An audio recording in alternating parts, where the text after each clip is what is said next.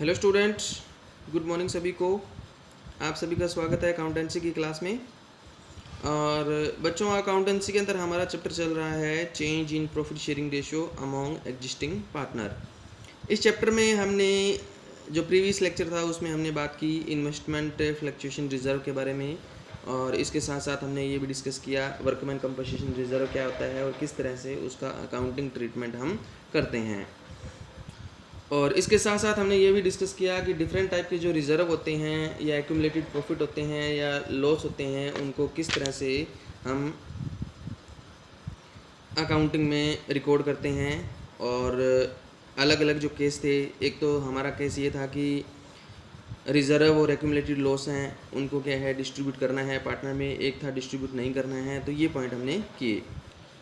आज हम बात करने जा रहे हैं accounting for revolution of assets and liability when there is change in profit sharing ratio of existing partner.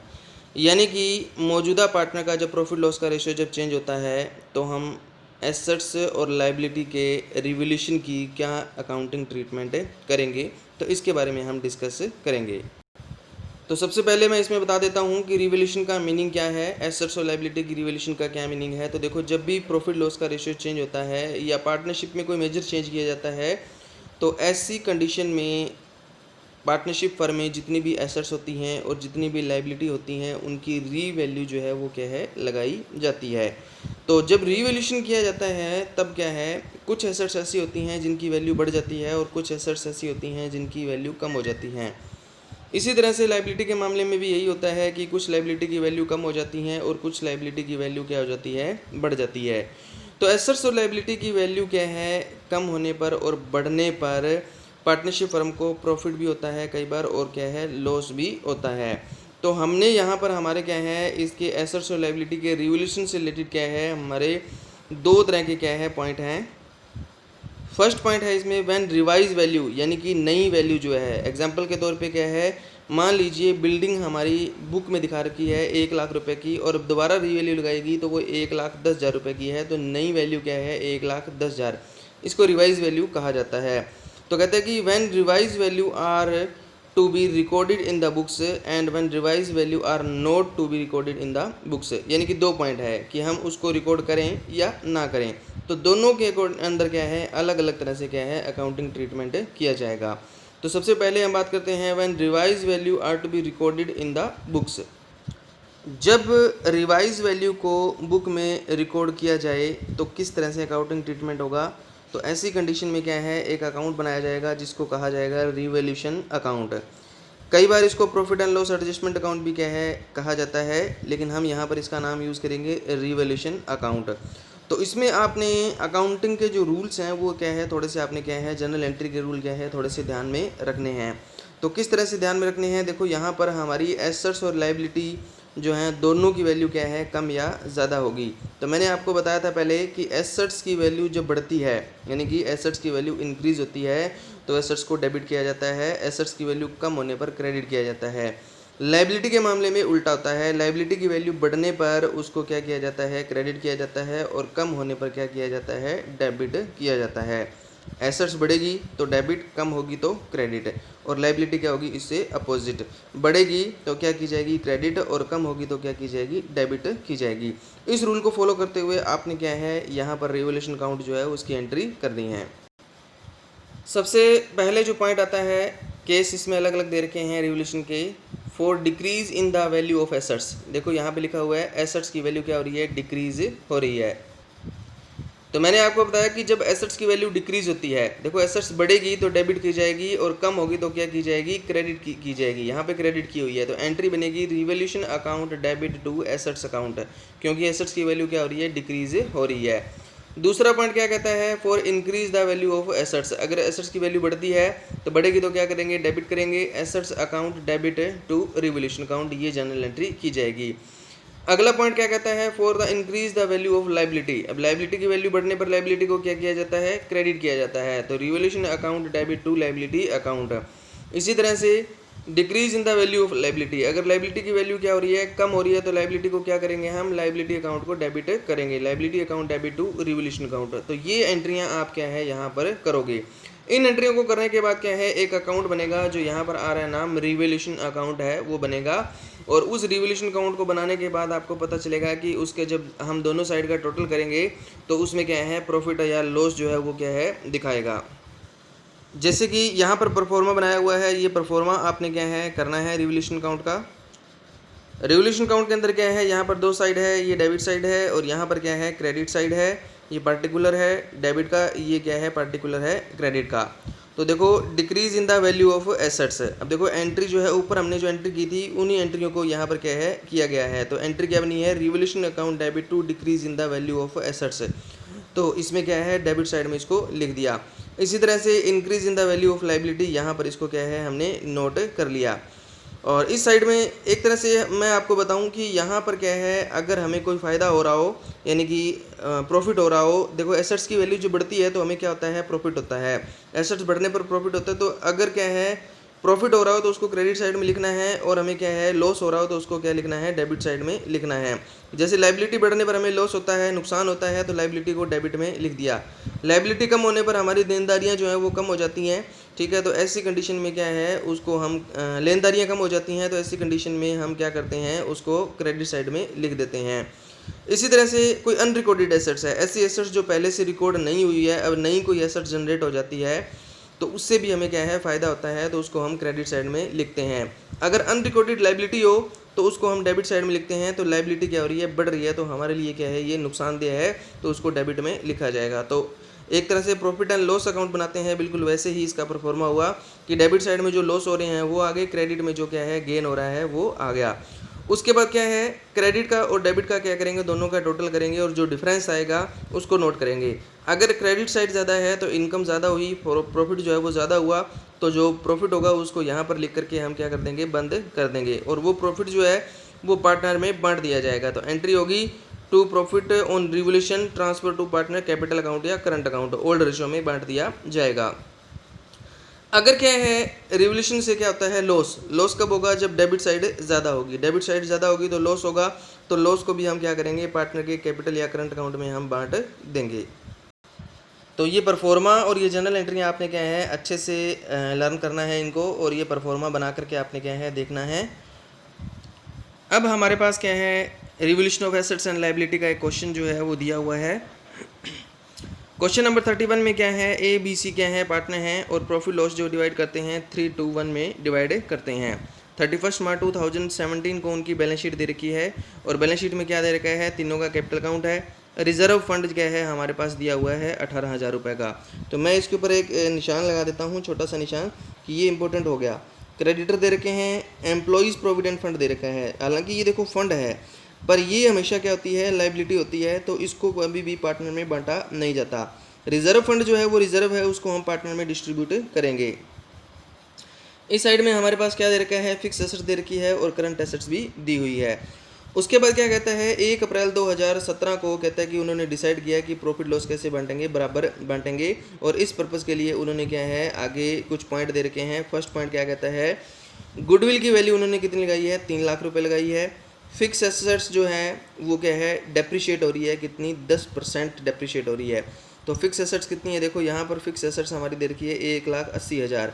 तो 1,80,000 का हम क्या करेंगे 10% कर देंगे, तो कितना आएगा 18,000 रुपये से वो क्या हो रही है कम हो रही है। उसके बाद आगे क्या कहता है capital of partner will be proportion to their new profit sharing ratio, यानी कि पार्टनर की जो कैपिटल है वो क्या होनी चाहिए नए प्रॉफिट लॉस के बराबर तरह होनी चाहिए। और नया प्रॉफिट लॉस जो है रेशियो जो हमें दे रखा है वो कितना है 1:1:1 जो है वो दे रखा है। तो इसका मतलब नई कैपिटल जब आएगी तीनों पार्टनर की वो क्या होनी चाहिए बराबर होनी चाहिए, और इसके लिए हम क्या है करंट अकाउंट भी क्या है ओपन करेंगे। तो इस क्वेश्चन में सबसे पहले हमें क्या करना पड़ेगा, हमारे पास ओल्ड रेशियो और न्यू रेशियो दोनों दे रखे हैं, तो हमें सेक्रीफाइस और गेन रेशियो कैलकुलेट करना पड़ेगा, ताकि हम क्या है पहला जो पॉइंट है गुडविल जो पॉइंट है उसकी हम एंट्री कर सकें। तो ओल्ड रेशियो की अगर हम बात करें, ओल्ड रेशियो है 3:2:1, 3 और 2 5 और 1 6, यानी कि 3/6, 2/6 और 1/6। नया रेशो कितना है 1:1 है, तो 1/3, 1/3 और 1/3, ये क्या है न्यू रेशो है। तो हमने सबसे पहले क्या है सेक्रीफाइस या गेन रेशियो जो है वो कैलकुलेट करना है। तो देखो हम सेक्रीफाइस रेशियो का फॉर्मूला यूज़ करेंगे ओल्ड माइनस में न्यू रेशियो। तो सबसे पहले हम क्या करेंगे ए का कैलकुलेट करेंगे। तो ए का ओल्ड रेशियो कितना है 3/6 माइनस में न्यू रेशियो कितना है 1/3। तो इसका हम क्या करेंगे एलसीएम लेंगे। तो बड़ा क्या है इसमें ये 6 जो है वो 3 से डिवाइड हो जाता है, तो यहाँ पे 6 लिखेंगे, ठीक है। 6 एकम 6 तो यहाँ पे आएगा 3 माइनस में यहाँ पे कितना आएगा 2, ये आएगा 1/6। इसी तरह से हम क्या करेंगे यहाँ पर अगला जो पार्टनर है बी उसका कैलकुलेट करेंगे। बी का आएगा हमारा 2/6 माइनस में 1/3। तो इसका कैलकुलेट करेंगे तो कितना आएगा 6, 2 माइनस में 2 तो कितना आएगा 0। उसके बाद हम कैलकुलेट करेंगे सी का। तो सी का ओल्ड रेशो कितना है 1/6 और न्यू रेशो कितना है 1/3। तो ये कितना आएगा 6, 1 माइनस में 2 तो ये क्या आएगा माइनस का 1/6 आएगा। तो यहाँ पर तो क्या हो रहा है सेक्रीफाइस हो रहा है, यहाँ पर क्या हो रहा है गेन हो रहा है। इसमें इसको हम नहीं लेके चलेंगे, ये कोई सेक्रीफाइस गेन नहीं कर रहा। पहले भी देखो यहाँ पर इसका अगर हम सोल्व करें तो 1/3 था, अभी भी कितना है 1/3 है। तो यहाँ पर ए जो है वो सेक्रीफाइस कर रहा है, सी जो है वो क्या कर रहा है गेन कर रहा है। तो मैंने आपको बताया था पिछले लेक्चर में कि जो पार्टनर गेन करेगा उसको हम क्या करेंगे डेबिट करेंगे और जो सेक्रीफाइस करेगा उसको क्रेडिट करेंगे। गुडविल की वैल्यू जो हमें दे रखी है वो कितनी दे रखी है 3 लाख रुपए क्या है गुडविल की वैल्यू है 3 लाख का 1/6। और यहाँ पे भी हम क्या करेंगे 3 लाख रुपए का क्या करेंगे 1/6 कर देंगे। 6 5 30 ये कितना आएगा 50,000 और यहाँ पे भी कितना आएगा 50,000 रुपये आएगा। तो हमने एंट्री क्या करनी है इसमें एंट्री करनी है C partner capital account debit to A partner capital account. तो इस तरह से इसकी जनरल एंट्री की जाएगी। पहला पॉइंट है ये गुडविल वाला। तो ये यहाँ पर क्या है इसकी एंट्री आ गई है 50,000 की। उसके बाद हम बात करते हैं इसके अंदर दूसरा पॉइंट मैंने यहाँ पे निशान लगाया था रिजर्व फंड का। तो रिजर्व फंड का हमने क्या करना है कुछ नहीं कह रखा तो हम क्या करेंगे जब कुछ भी नहीं कह रखा हो तो कोई भी रिजर्व हो कोई भी एक्यूमुलेटेड प्रॉफिट हो उसको हम पार्टनर में बांट देते हैं ओल्ड रेशियो में। तो यहाँ पर हमारे पास रिजर्व फंड है 18,000 रुपये का। तो इसको हम क्या करेंगे तीनों पार्टनर में क्या करेंगे बांट देंगे, उनके ओल्ड रेशियो में क्या करेंगे बांट देंगे। तो 18,000 रुपये को क्या है तीनों के 3:1 में क्या है बांट दिया जाएगा। उसके बाद क्या कहता है फिक्स एसेट्स जो है वो क्या हो गई है कम हो गई है 10% कम हुई है, यानी कि 1,80,000 है उसका 10% कितना होगा 18,000 रुपये क्या हुई है वो कम हुई है। और एसेट्स कम होने पर क्रेडिट की जाएगी एसेट्स से। तो revaluation account debit to fix assets account 18,000 रुपये की एंट्री हम क्या करेंगे यहाँ पर कर देंगे। तो एसेट्स की वैल्यू क्या हो रही है कम हो रही है यहाँ पे, और एसेट्स कम होती है तो वो हमारे लिए क्या होता है एक लॉस होता है। और ये लॉस जो है किस चीज़ का रिवोल्यूशन का लॉस है। और रिवोल्यूशन से हम क्या करेंगे पार्टनर में इसको क्या है बांट देंगे। मैंने आपको बताया था यहाँ पर हमें क्या है रिवोल्यूशन अकाउंट हमें क्या है बनाना पड़ेगा। हमारी जो जनरल एंट्री बनी थी फिक्स एसेट्स के डिक्रीज़ होने की, उसने कहा कि फिक्स एसेट्स को 10% कम करना है, यानी कि 1,80,000 रुपये की फिक्स एसेट्स थी वो कम हुई है 18,000 रुपये 10%। तो एंट्री बनी revaluation account debit to fix assets account. तो रिवोल्यूशन अकाउंट ये हमारे पास प्रोफॉर्मा है। रिवोल्यूशन अकाउंट के डेबिट साइड में आप क्या लिखोगे यहाँ पर टू फिक्स एसेट्स अकाउंट कितना आएगा 18,000 रुपये। और कोई भी एसेट्स और लाइबिलिटी को इसने कम ज़्यादा नहीं किया है, सिर्फ एक ये एसेट्स है जो क्या हुई है डिक्रीज हुई है, और कोई आइटम नहीं है इसके अंदर। तो हमने क्या करना है इसका टोटल करना है। यहाँ पर आएगा इसका 18,000 रुपये और यहाँ पर भी कितना आएगा 18,000 रुपये आएगा। इस 18,000 को हमने क्या करना है तीनों पार्टनर में ए बी और सी के ओल्ड रेशियो में, यानी कि 3, 2 और 1 में हमने क्या करना है बांट देना है। 3/6 2/6 और क्या है 1/6। इन तीनों में हम क्या करेंगे बांट देंगे 18,000 रुपये को। 18,000 ए का आएगा 18,000 का 3/6, बी का 18,000 का 2/6 और सी का कितना आएगा 18,000 का 1/6। तो इसको जब हम बांटेंगे तो ये आएगा हमारा 9,000, ये आएगा हमारा 6,000 और ये आएगा हमारा 3,000। तो तीनों में इतना इतना क्या है लॉस जो है वो डिस्ट्रीब्यूट हो जाएगा। रिवोल्यूशन अकाउंट के क्रेडिट साइड में आप एंट्री करोगे by partner capital account, partner A, partner B और पार्टनर सी। 9,000, 6,000 और 3000, इसका टोटल कितना आएगा 18,000। तो इस तरह से आपने क्या है रिवोल्यूशन काउंट जो है वो बनाना है। अब क्वेश्चन में क्या कहता है, तीसरा जो पॉइंट है, कहता है कि कैपिटल जो होनी चाहिए वो उनके क्या है, उनका प्रॉफिट लॉस का जो रेशियो है उसके अकॉर्डिंग होनी चाहिए। मतलब कि तीनों की कैपिटल जो है वो क्या होनी चाहिए, इक्वल होनी चाहिए। बट अभी तीनों की कैपिटल क्या है, एक की 50,000 है, दूसरे की 40,000 है और तीसरे की कितनी है 30,000 है। लेकिन होनी कितनी चाहिए, तीनों की क्या है इक्वल होनी चाहिए। अब इसमें एक चीज़ और ध्यान देने वाली बात है, जैसे ए बी सी तीनों की कैपिटल यहाँ पर 50,000, 40,000 और 30,000 है, लेकिन हमने कुछ एंट्रियाँ भी की हैं। जैसे कि हमने यहाँ पर गुडविल की एंट्री की है, तो गुडविल में हमने क्या है ए के कैपिटल काउंट को 50,000 रुपये से क्या किया है, क्रेडिट किया है, और सी का जो कैपिटल काउंट है उसको डेबिट किया है 50,000 रुपये से। यानी कि एक की कैपिटल बढ़ गई और एक की कैपिटल क्या हुई, कम हो गई। ये तीनों की मौजूदा कैपिटल है जो हमारे क्वेश्चन में दी हुई है 50,000, 40,000 और 30,000। उसके बाद हमने गुडविल की एंट्री की, तो गुडविल में हमने देखा कि ए जो है उसको क्या है गुडविल का पैसा मिल रहा है 50,000 रुपये और मिल रहा है। तो हम क्या करेंगे, ए को 50,000 रुपये से क्या करेंगे, बढ़ा देंगे।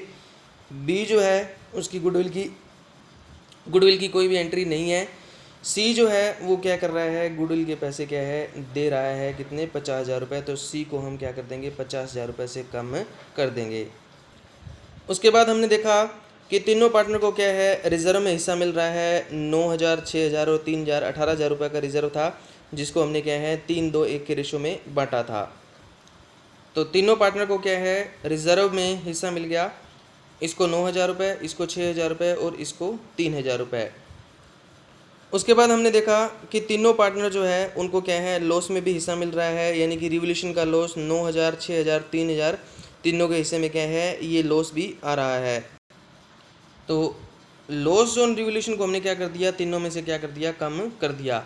यानी कि इस क्वेश्चन में हमारे पास क्या है टोटल 3 पॉइंट थे। ये शुरू की कैपिटल थी, उसके बाद क्या है गुडविल में क्या है ए को 50,000 रुपये मिले, सी को क्या हुए, कम हुए, यानी कि सी ने ए को क्या है 50,000 रुपये दिए। उसके बाद रिजर्व फंड तीनों में बांटा गया, 18,000 रुपये का रिजर्व फंड था, 9,000, 6,000 और 3,000 बांटा गया। उसके बाद क्या है फिक्स एसेट्स की रिवैल्यू लगाई गई, तो उसमें क्या है लॉस हुआ हमें, तो लॉस भी क्या है तीनों पार्टनर में क्या है बांट दिया गया। अब मौजूदा जो कैपिटल है तीनों पार्टनर की, अब जो कैपिटल आएगी वो क्या होगी, मौजूदा कैपिटल होगी। तो इसमें करेंगे तो ये आएगा हमारा टोटल 1 लाख रुपए, और इसका आएगा टोटल 40,000 रुपये, और सी का आएगा 20,000 रुपये माइनस में। इन तीनों की कैपिटल मौजूदा कैपिटल क्या है, अब ये है, ए की 1 लाख रुपए है, बी की क्या है 40,000 रुपये है, और सी की क्या है माइनस में क्या है 20,000 रुपये है। यानी कि इन दोनों का तो क्रेडिट बैलेंस है और इसका क्या है डेबिट बैलेंस है। तो इन तीनों का जब टोटल करेंगे तो टोटल बनेगा 1 लाख प्लस में 40,000, 1,40,000 माइनस में 20,000, तो तीनों का टोटल कितना आएगा, 1,20,000 रुपये क्या आएगा टोटल आएगा। अब क्वेश्चन में क्या कहता है, तीसरा पॉइंट कहता है कि कैपिटल तीनों की कैसे होनी चाहिए, बराबर होनी चाहिए। तो हमने क्या करना है 1,20,000 को क्या है 3 बराबर हिस्सों में बांट देना है, यानी कि 1,20,000 भाग में 3। तो इनकी जो कैपिटल आएगी वो कितनी आएगी, 40,000 रुपये क्या है हर एक पार्टनर की कैपिटल आ जाएगी। तो इनकी अभी मौजूदा कैपिटल क्या है, इसकी 1 लाख, इसकी 40,000 और इसकी कितनी है 20,000 रुपये। और जब तीनों की बराबर करेंगे तो इसकी 40 आएगी, इसकी भी 40 और इसकी भी कितनी आएगी 40 से आएगी। तो देखो बी के ऊपर तो कोई फर्क नहीं पड़ रहा है, इसकी पहले भी 40 थी अभी भी 40 है, लेकिन ए जो है उसकी पहले कितनी थी 1 लाख है, होनी कितनी चाहिए 40, तो 60,000 रुपये क्या कर लिया जाएगा, ये निकाल लेगा, और ये 60,000 रुपये क्या है और लेकर के आएगा। तो इसको हमने क्या है नगद कुछ भी लाना नहीं है, क्योंकि क्वेश्चन में ये कहा गया है कि उनको कैपिटल अकाउंट से क्या करना है एडजस्ट करना है। तो यहाँ पर जो जनरल एंट्री की जाएगी वो की जाएगी A capital account debit to A current account 60,000 रुपये, और C current account debit to C capital account कितनी 60,000 रुपये। यानी कि सी की कैपिटल को तो अपन ने बढ़ाना है 60,000 रुपये से, और ए की कैपिटल को क्या करना है कम करना है। तो ए की कैपिटल को करंट अकाउंट से क्या कर दिया गया, कम कर दिया गया है, और सी की कैपिटल है उसको बढ़ा दिया गया, कहाँ से, सी के करंट अकाउंट से, दोनों की 60,000 रुपये। तो इस तरह से आप क्वेश्चन को कंप्लीट करोगे। तो यहीं तक आपने क्या है ये पॉइंट अभी करना है, और इसके क्वेश्चन भी मैं आपको सेंड करूँगा जो क्वेश्चन आपने क्या है कंप्लीट करने हैं। ओके, थैंक यू सभी का।